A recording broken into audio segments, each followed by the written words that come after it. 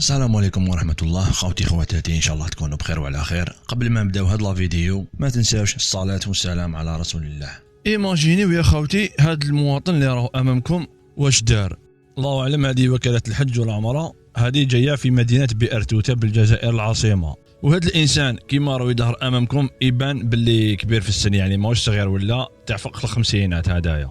المهم دخل على اساس باش يستفسر على اسعار الحج والعمره، دورك اذا سقساها ولا الله اعلم ما يشتبان. المهم شوفوا يا خوتي كيفاش قابرها، غير السنه هذيك الطفله هذه كانت تخدم تما في البيرو، غير سناها غفلت دا لها تليفون. هيا نخليكم على فيديو شوفوا كيفاش داو لها.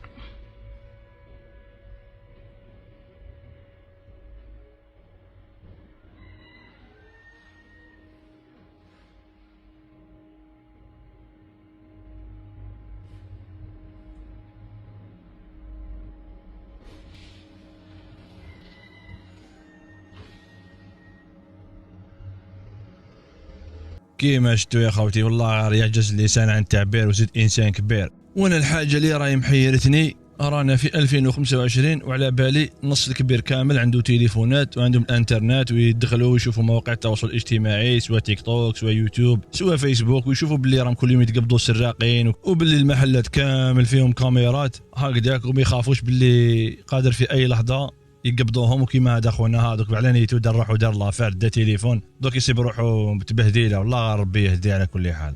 وما ماركيتوش يا خوتي، اما نهار راهو يفوت هاد الايامات وما راناش نشوفوا 3-4 عمليات سرقه في اليوم. والله الله يهدينا والله المستعان. المهم خوتي رانا لحقنا نهايه لا فيديو، ما تنسوش تخلوا لنا اراءكم في التعليقات. اتهلاو في رواحتكم، تلاقاو فيديو جديد ان شاء الله، والسلام عليكم ورحمه الله وبركاته.